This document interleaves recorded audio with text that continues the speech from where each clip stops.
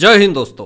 Congress party से निष्कासित पूर्व विधायक नवजोत कौर सिद्धू ने राहुल गांधी को लेकर के एक बड़ा खुलासा कर दिया है और उस खुलासे के बाद से कांग्रेस पार्टी में हड़कंप मची हुई है। सबसे पहले आपको बता दूं कि कांग्रेस पार्टी से जो निष्कासित होते हैं नेता, वही कांग्रेस पार्टी की पोल पट्टी खोलते हैं और कांग्रेस पार्टी से निष्कासित नवजोत कौर सिद्धू पत्नी है नवजोत सिंह सिद्धू की, और इन्होंने राहुल गांधी की ऐसी बखिया उधेरी है और ऐसा खुलासा किया है जिससे राहुल गांधी तो अभी थर थर कांप रहे हैं। जो नरेंद्र मोदी जी के खिलाफ जो ये साजिश कर रहे थे, राज्यसभा के अंदर महिला मंडली मिलकर के नरेंद्र मोदी जी के साथ हाथापाई करने की कोशिश करने वाले थे, वीडियो फुटेज बनाने की कोशिश करने वाले थे, ओम बिरला जी ने सनसनीखेज खुलासे कर दिए। लेकिन उससे भी बड़ी बात कि एक महिला पूर्व विधायक, वो भी कांग्रेस पार्टी से निष्कासित नवजोत कौर सिद्धू ने कांग्रेस पार्टी से बाहर आकर के तो राहुल गांधी की बखिया उधेर करके रख दी है। निष्कासन के बाद उनका यह पहला बयान है दोस्तों नवजोत कौर सिद्धू का, और उन्होंने अपने बारे में यही बताया कि जब तक कांग्रेस पार्टी में थी, एक महिला का सम्मान कांग्रेस पार्टी में कभी हो ही नहीं सकता है। जो चीखती है, चिल्लाती है कांग्रेस पार्टी और पूरी दुनिया में यह कहती है कि लड़की हूं तो लड़ सकती हूं, प्रियंका वाड्रा और कांग्रेस पार्टी एक सैंपल क्रिएट करती है कि महिलाओं के सम्मान के लिए कांग्रेस पार्टी जीती है। लेकिन कांग्रेस पार्टी से जो भी नेता निष्कासित होते हैं वो सिर्फ और सिर्फ इसलिए होते हैं क्योंकि उनको कांग्रेस पार्टी के अंदर अपमानित होना पड़ता है।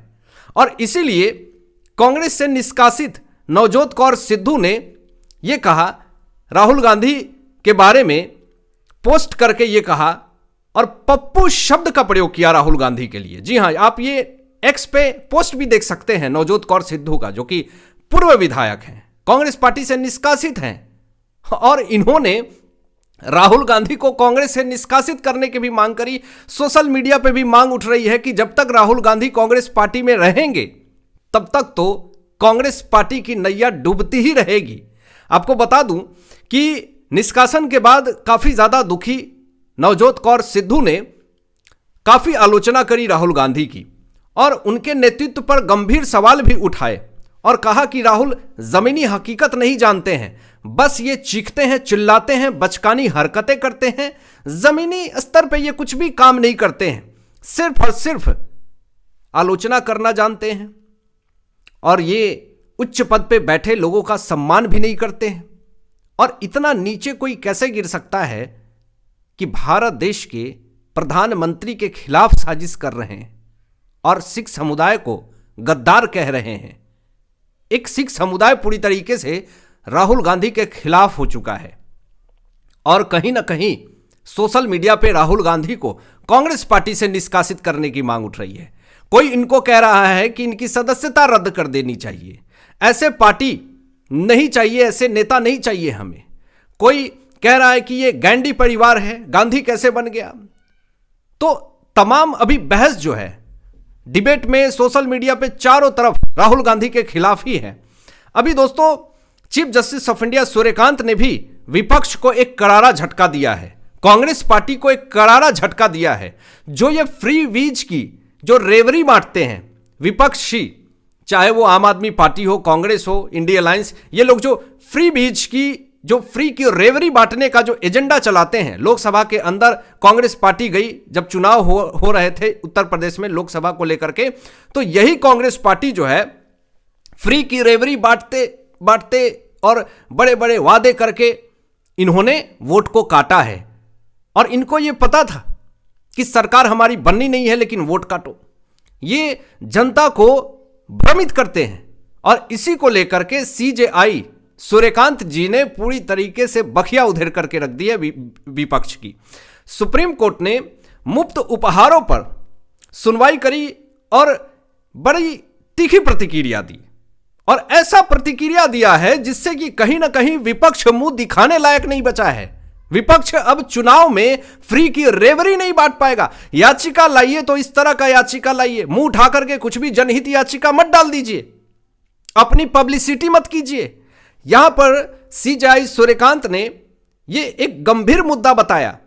मुफ्त वादों पर रोक की मांग की गई दोस्तों उस याचिका में, फ्री बीज को लेकर के, फ्री की रेवड़ी को लेकर के याचिकाकर्ता ने नेताओं के ऊपर तंज कसा और कहा कि सिर्फ और सिर्फ ये जो विपक्षी है, जो नेताएं हैं, जो इलेक्शन में जो फ्री की रेवड़ी, फ्री बीज बांटते हैं, सिर्फ और सिर्फ सूरज और चांद देना बाकी रह गया है। बाकी ये सब कुछ देने का वादा कर चुके हैं, एक एक चीज देने का वादा कर चुके हैं, लेकिन देते कुछ नहीं है, सिर्फ वादा करके निकल जाते हैं।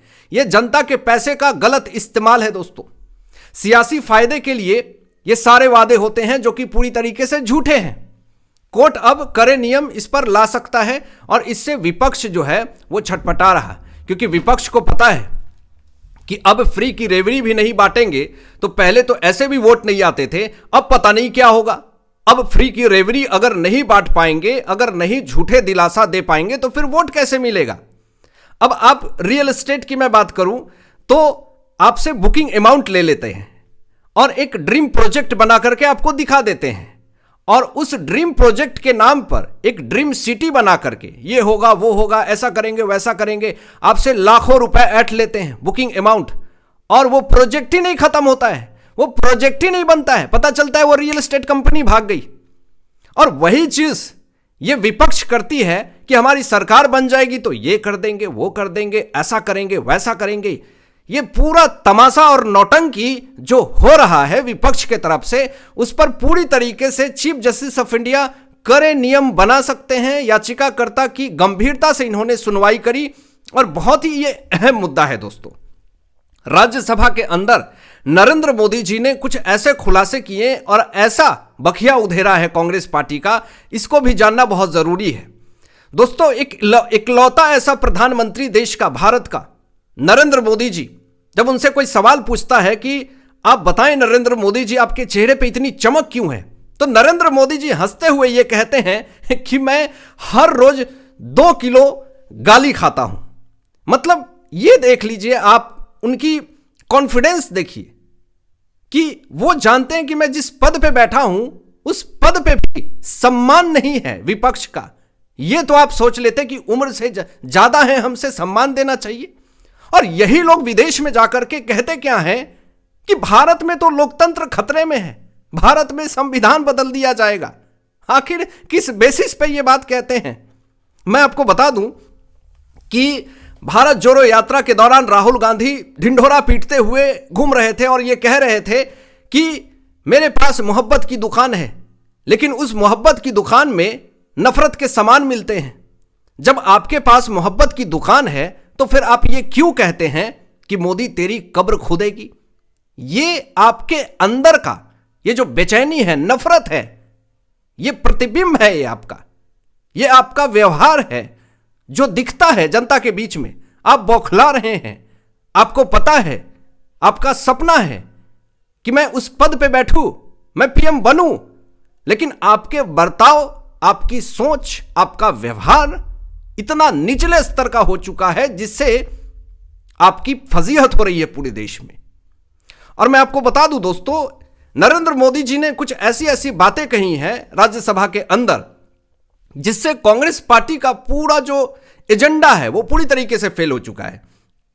यहां पर ईरान में नेहरू जी गए हुए थे और उनसे किसी ने पूछा कि आपके पास कितनी समस्या है, तो नेहरू जी ने सवाल का जवाब दिया कि मेरे पास 35 करोड़ समस्या है। उस समय भारत की जो आबादी थी वो 35 करोड़ थी। अब आप इसी से अंदाजा लगा लीजिए कि नेहरू परिवार के लिए ये भारत की जनता सिर्फ और सिर्फ समस्या है। और खुद राहुल गांधी स्टेटमेंट दे रहे हैं, सुन करके आपको हंसी आएगी, बचकानी स्टेटमेंट दे रहे हैं कि कांग्रेस पार्टी की सफाई हम नहीं, मोदी ही कर सकते हैं। मतलब ये बता रहे हैं कि कांग्रेस में इतना भ्रष्टाचार है जिसकी सफाई हम तो नहीं कर पाएंगे, मोदी ही करेंगे। सफाई तो हो ही रही है। अब आपको यह भी बता दूं कि एक ऐसा स्टेटमेंट दिया नरेंद्र मोदी जी ने जो कि कांग्रेस पार्टी पूरी तरीके से हिल गई है। नरेंद्र मोदी जी ने यह कहा कि लाल किले के ऊपर आप कांग्रेस पार्टी के कांग्रेस काल में जो इनके प्रधानमंत्री थे उनके भाषण को सुनिए, एनालिसिस कीजिए, आपको समझ में आ जाएगा कि कांग्रेस पार्टी के द्वारा प्रधानमंत्री बनाए गए उनके भाषण में कोई विजन नहीं दिखता है। उनका क्या आने वाला समय में भारत को कैसे विकसित करना है, कोई गोल नहीं है। बस ये सीधा भाषण दे करके चले गए।